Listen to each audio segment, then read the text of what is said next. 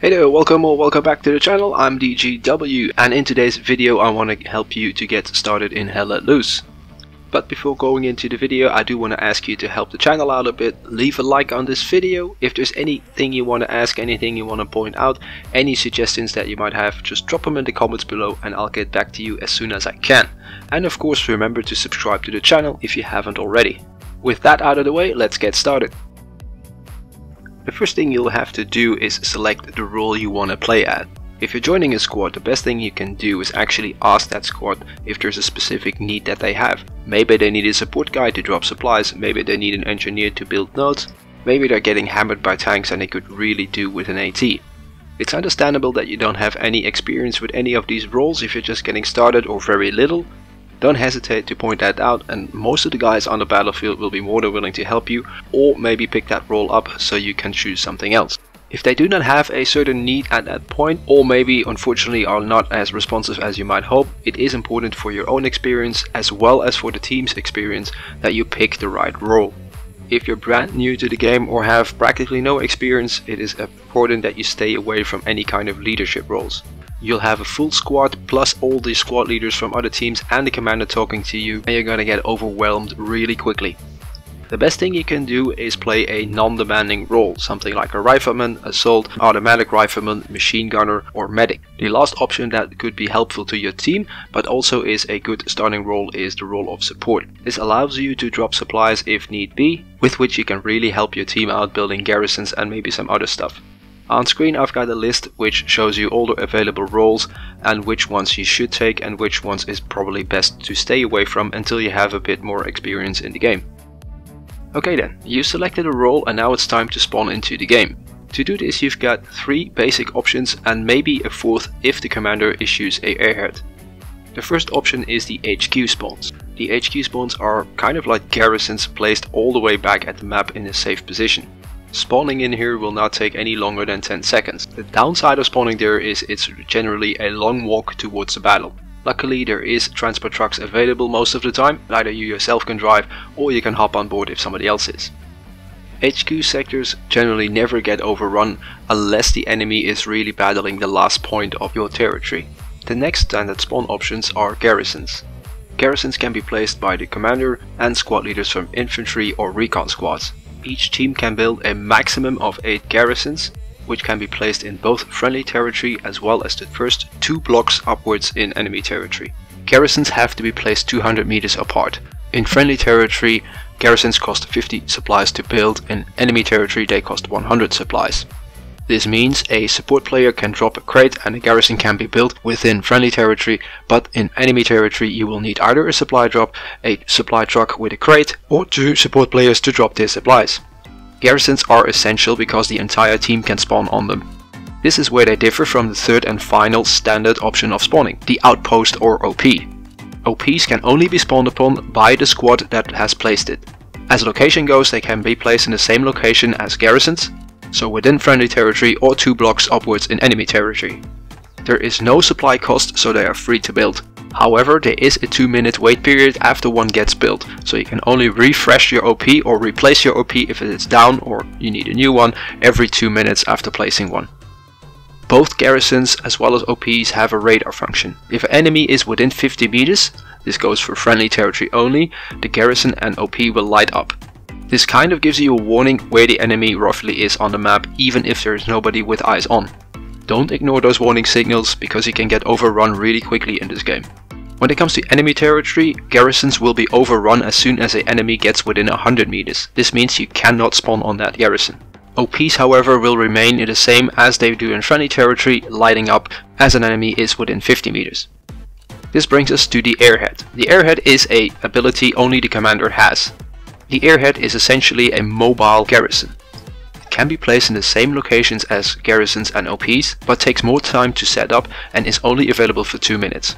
It is therefore imperative that squad leaders spawning there get a OP up as soon as they can, or even build a garrison if supplies are available. I have an extensive tutorial when it comes to spawn mechanics available, and I'll leave a link for that in the description below. Hell Let Loose differs a lot from other FPS games. It has a high emphasis on team play and is more strategic than say something like Battlefield or Call of Duty. There's a few ways in which this translates onto the battlefield. It may come as a surprise, but killing the enemy is not the way to win the battle. Winning a battle all comes down to controlling the map. This has a couple of aspects to it. First of all, it's the availability of spawns.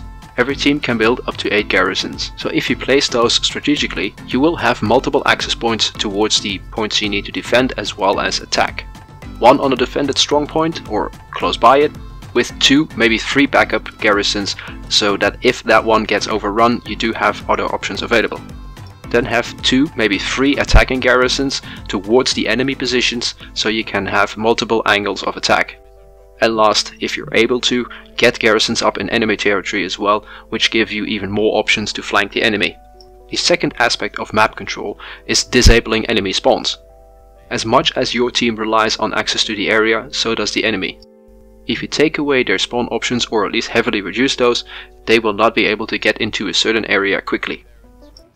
By looking at your map, you can often deduce where the enemy has their spawns.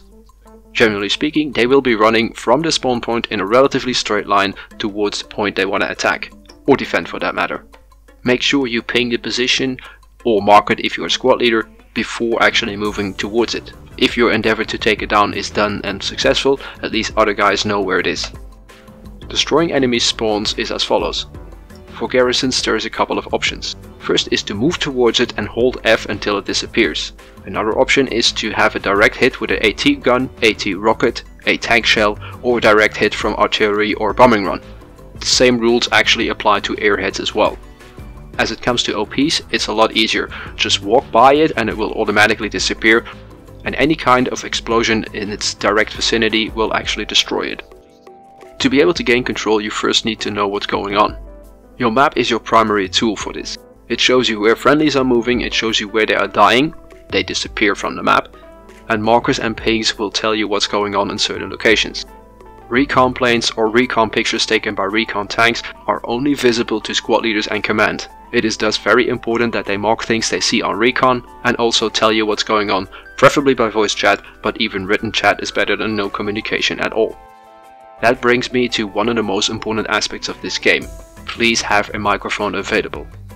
I know the game offers written chat, but if you are typing, you cannot do anything else. It leaves you unable to react to anything around you.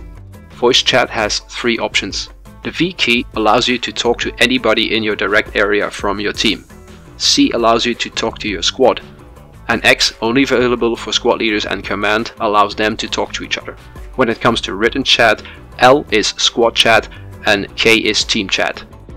Controlling the battlefield leads to your team being able to win, defend your own point and attack the enemy.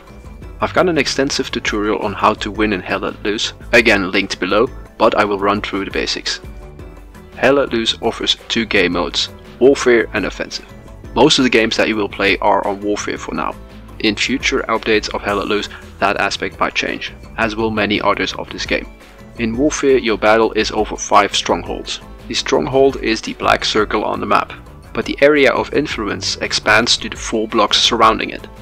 Capping or defending literally comes down to a count of souls inside that area. If you have more bodies inside that area than the enemy, you will either cap it or defend it. If the count is equal, it will be contested. Inside the sector, the 4 blocks mentioned before, everybody counts as 1. The advantage the stronghold has is that everybody inside that is doubled. And in case you are defending, if the commander issues to reinforce, the count of the bodies inside the stronghold is increased to 3. But reinforce is only useful if there is friendlies inside the stronghold. Also on offensive, the battle is fought over 5 sectors on the map. When it comes to offensive, the only area that actually influences the capping or defending is the stronghold itself.